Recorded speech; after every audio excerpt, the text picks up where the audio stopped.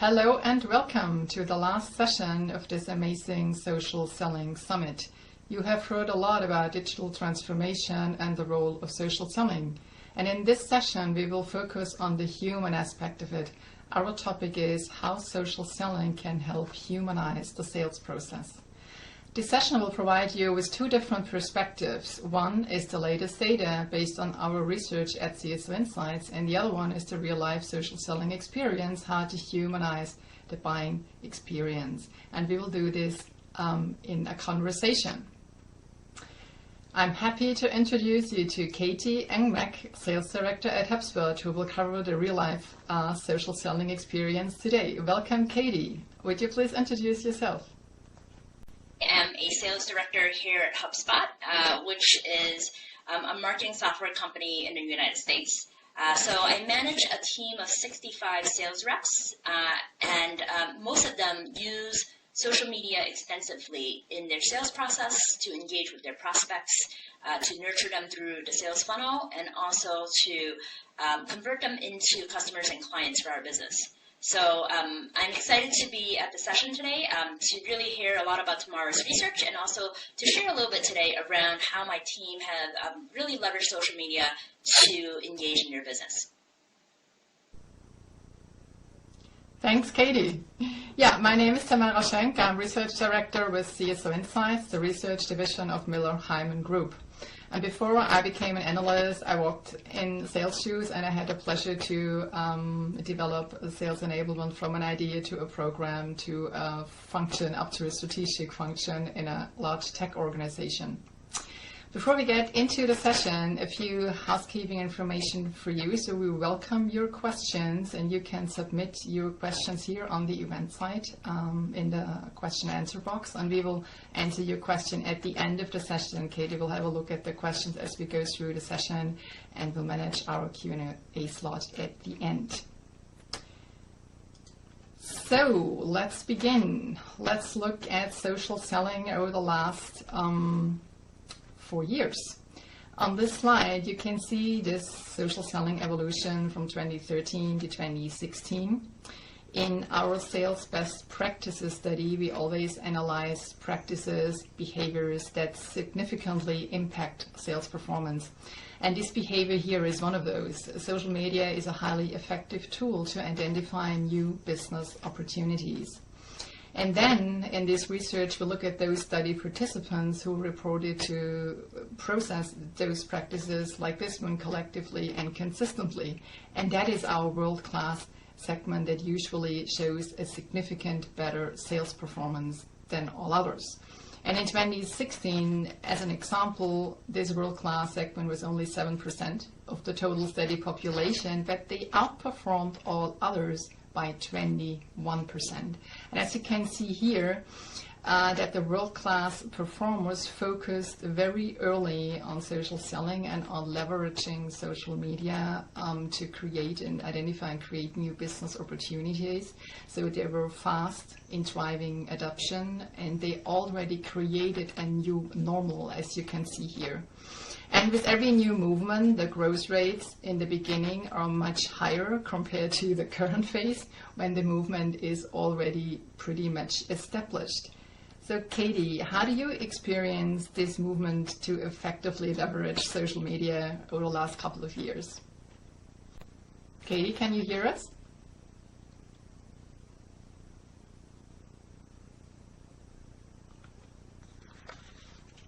Then let's just move to the next one, and we summarize your point of view with the next one together. So let's look at another behavior with a pretty similar trend. So in this slide, we look at another practice like social media is a highly effective tool to identify decision makers.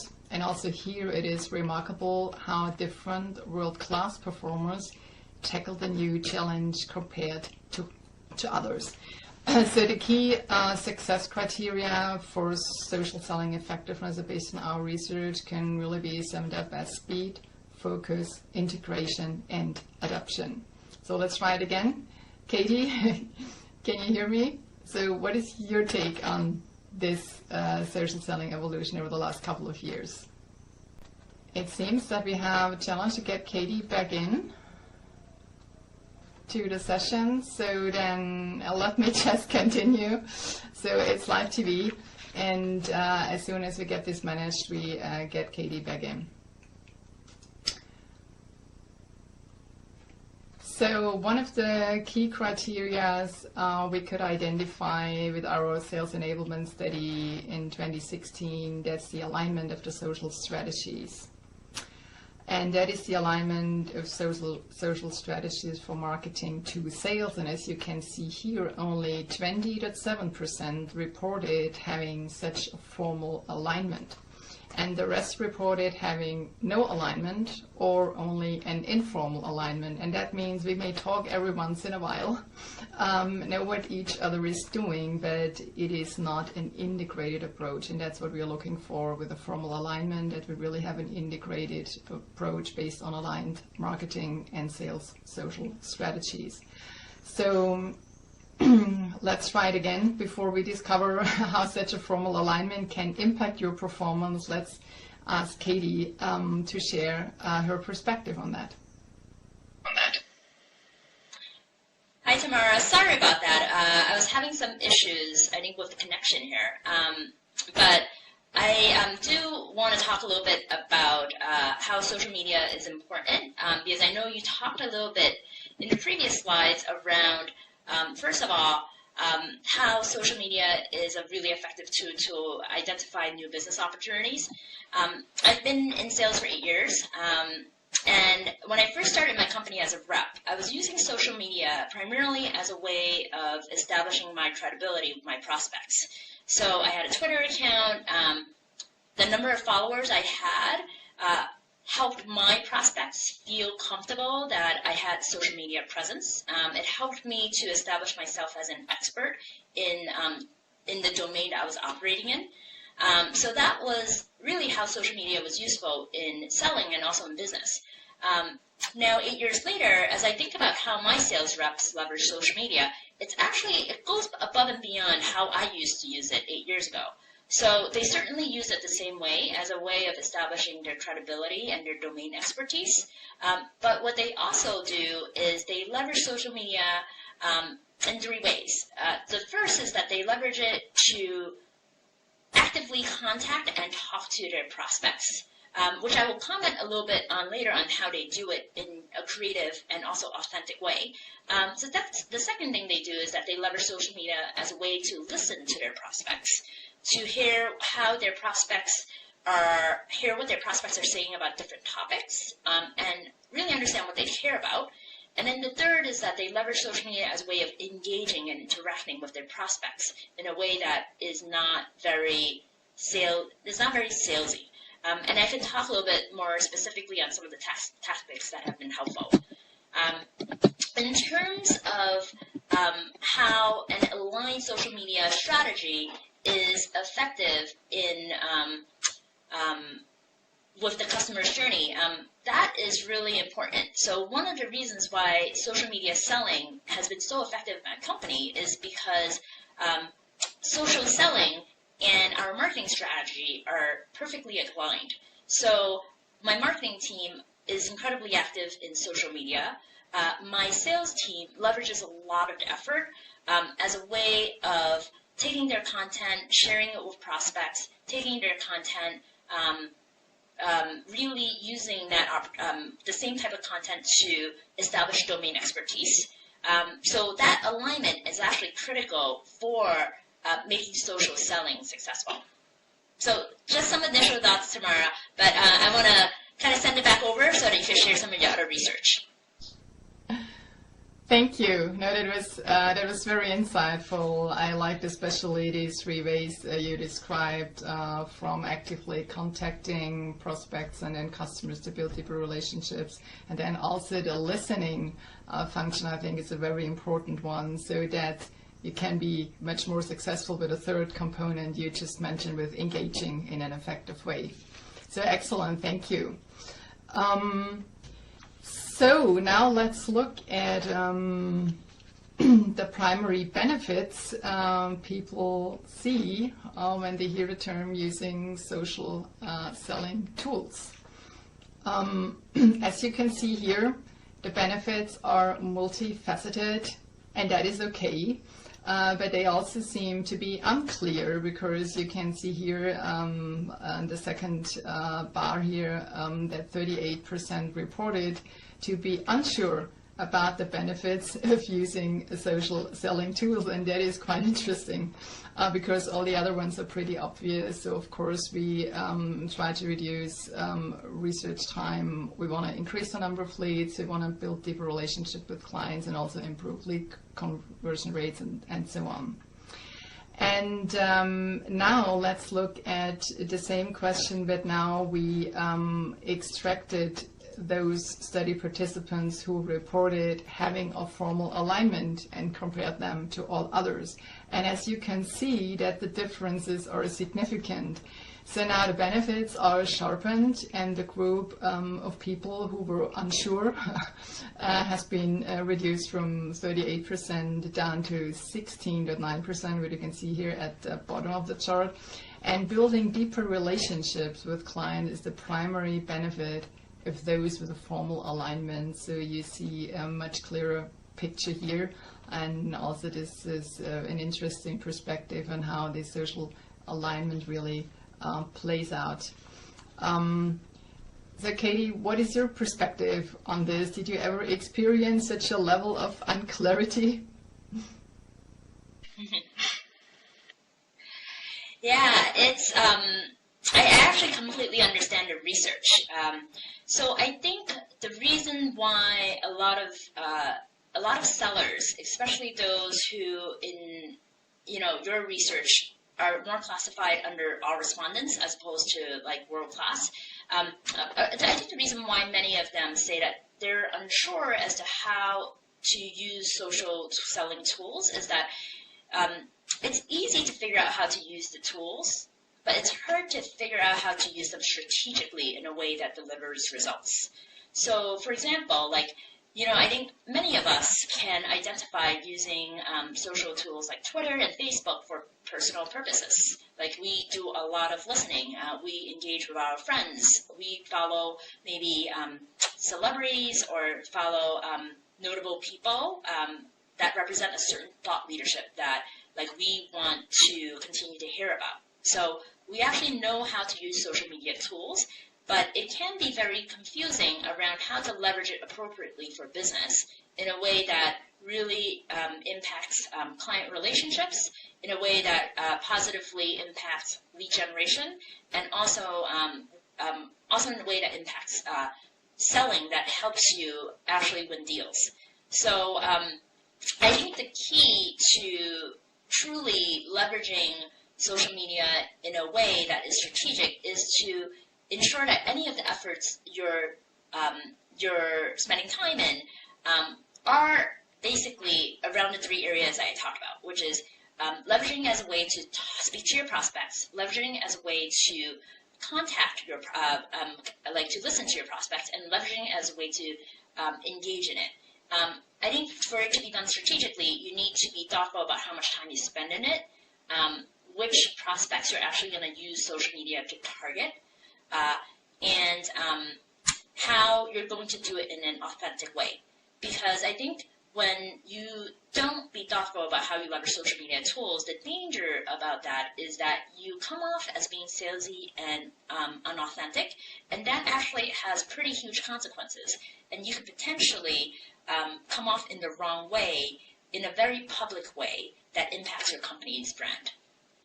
So those are some of the thoughts I have around why a lot of people feel unsure about leveraging social media for social selling. Back to you, Tamara. Thanks, Katie. No, great insights. Really appreciate that. And I think we have experienced those examples. We observed it live, or we were involved in that. That people come across in a very pushy mode, and you really have the feeling, okay, they've had a LinkedIn or a Twitter course, but what they learn, the technology is not really integrated in their workflow, in their methodologies, and in their processes. So let's have a look at the impact on sales performance, actually.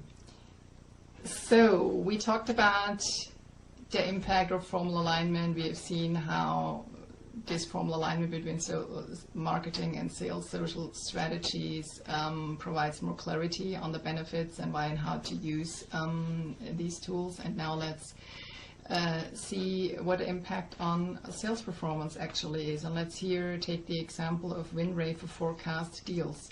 So what we figured out in our 2016 study is that social selling drives win rates, and if social strategies are aligned in a formal way. So also here we looked at the study participants by this criteria: who's formally aligned, who's informally aligned, and who is not aligned at all. And as you can see here, the study's average win rate for forecast deals was 46.2%. That's the green line. And those with no alignment have a hard time to achieve average performance. In fact, they ended up at 41.8%, and that's really not a good win rate, because it's then actually more successful to go gambling in Vegas. And those with an informal alignment end up with pretty much average performance. But those with formally aligned social strategies, and just to bring that back in your mind, only 20.7% of our study population reported to have formal alignment of these social strategies, but they could improve their win rates in a quite significant way by 7.4 percentage points, up to 53.6%, and that is an actual improvement of 16%, and I think it's a two-digit improvement. This is something no sales leader can ignore. So there is a real impact on sales performance if it is done the right way. So Katie, what is your perspective on the impact of on sales performance?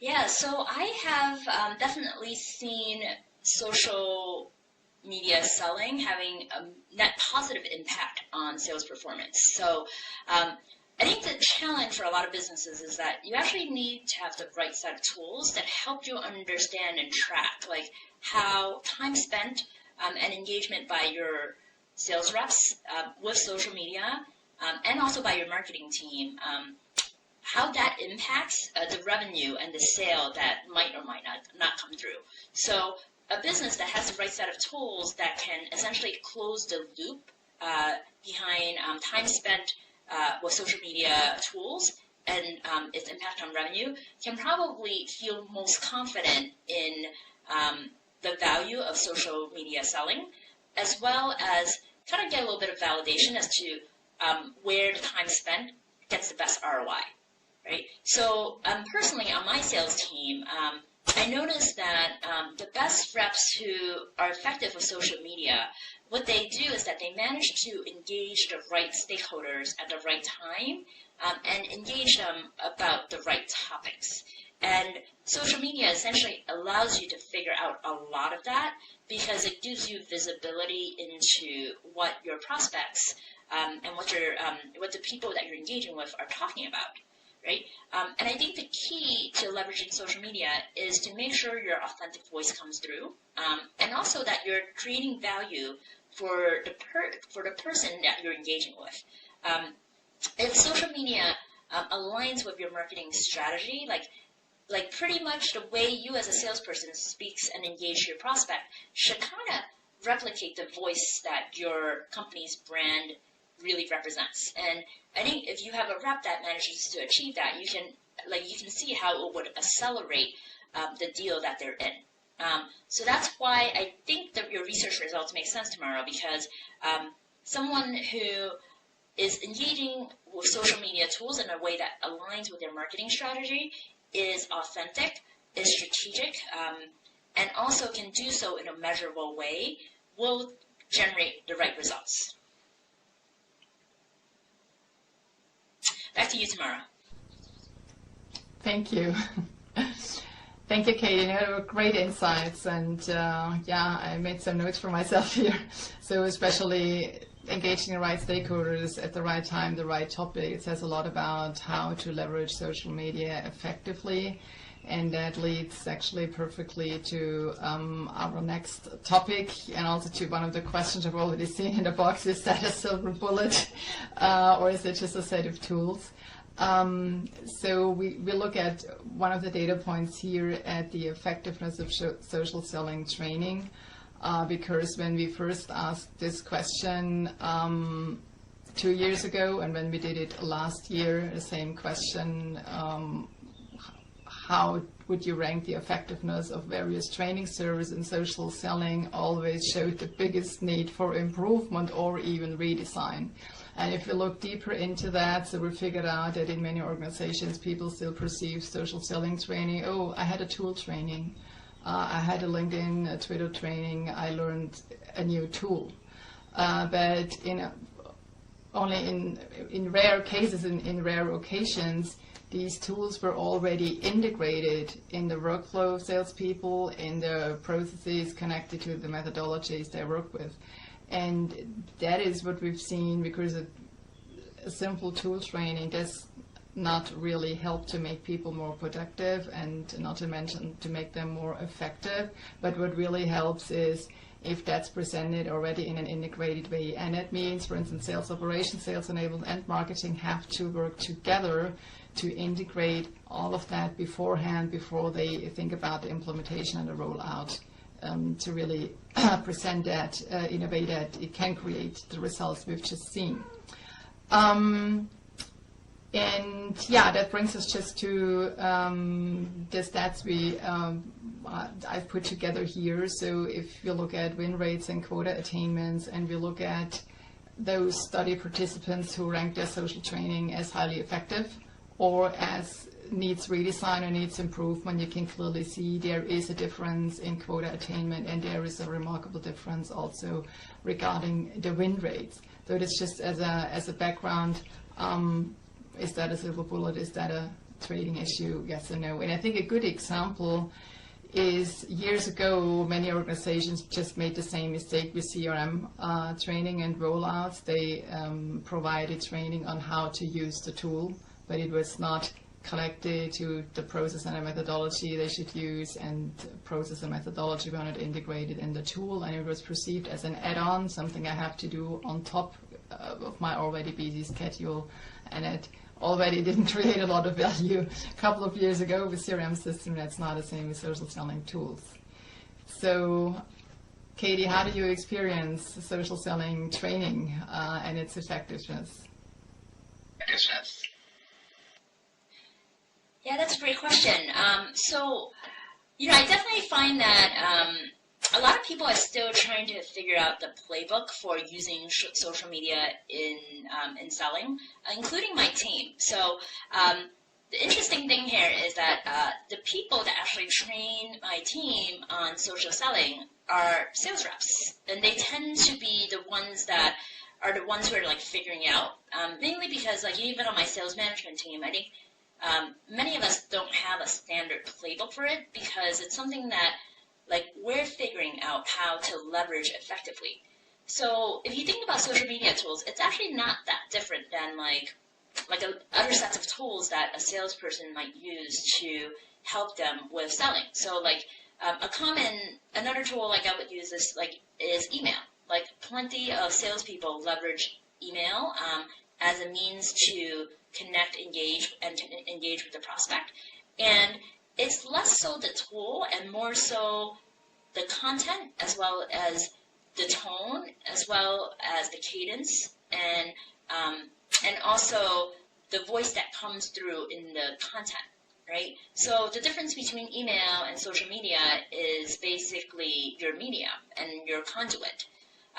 So I would say that in a way, like I think people feel like social media is hard to use just because they kind of don't know how to leverage it in a business context.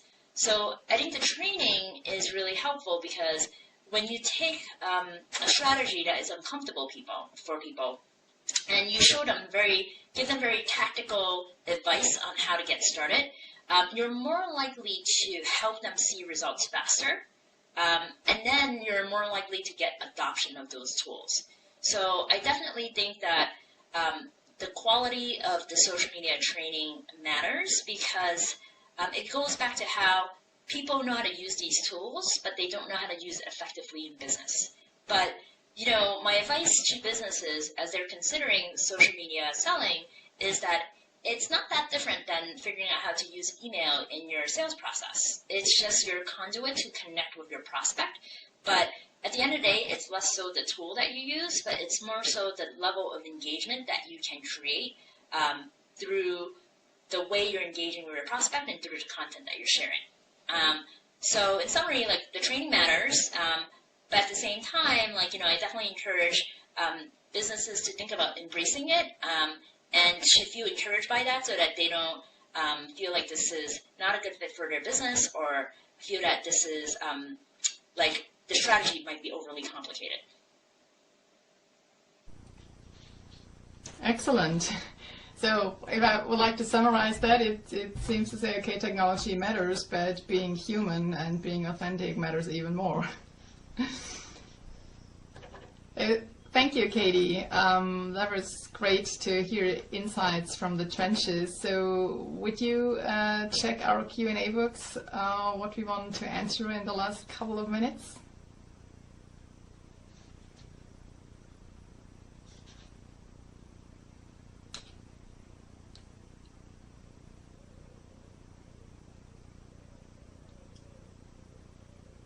Okay, that didn't work right now, so then let's have me a look at the Q&A. So there was one in the beginning, how we are defining world-class. That is a process with several steps. So first of all, in the behavior-oriented research, which is one part of the research we are doing, we look at behaviors that impact a set of 6 different sales performance indicators. And then we look at the responses we have at a study participants, and we look at who is responding in a way and says, I agree, I strongly agree, which means I process this behavior, I do this collectively and consistently. And those who answer with agree or strongly agree, we take them in a subgroup and we call this world class. And then we already have identify the practices that have the biggest impact on performance in general, and then we check the performance impact this specific group of world-class members has achieved, and that is then the 21% at the end. That's the difference. So we will be out with our new world-class best practices study in 2 weeks from now on, so stay tuned on that. So Katie, are you back with us? I am back. Hi, sorry about that. I am back.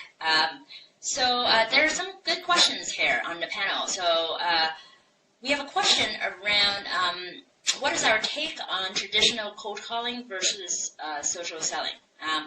So I think that's a really good question.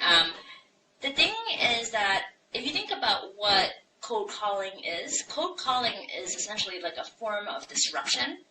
It's a way for a salesperson to try to reach their prospect in a way that is unexpected and is in a way that's disruptive to their day.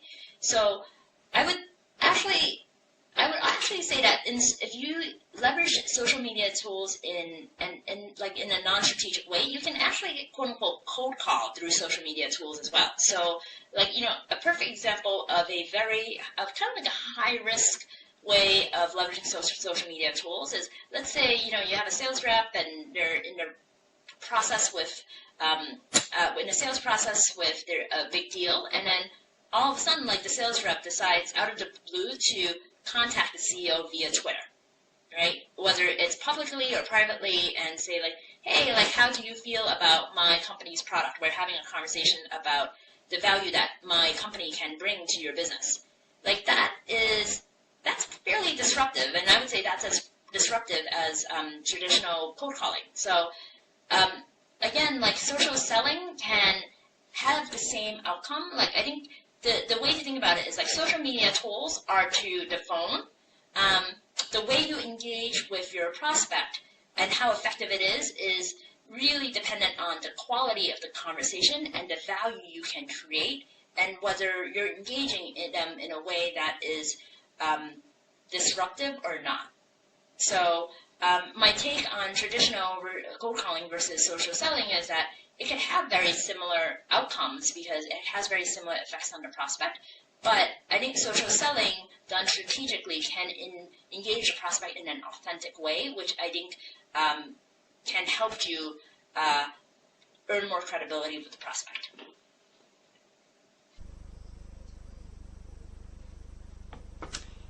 So we are already 1 minute over, so I think we should really close the session. So yeah, there's also a great conversation here in the chat book. I'm just seeing that. I think we covered world class, we covered the silver bullet and the cold calling issue. And please feel free to all of you who have additional questions, you can contact us via Twitter, via LinkedIn, or you can send us an email, and we are happy to answer the remaining questions. So we're already at the end of our session, how social selling can help to humanize the sales process and for customers the buying experience. So we hope that the session was valuable for you and that the combination of research and real life experience was helpful for you to make things actionable for you. So thanks so much, Katie, for joining this session and sharing your wisdom. Thank you, everyone, for taking the time this half an hour to be with us today. Thank you very much, and goodbye.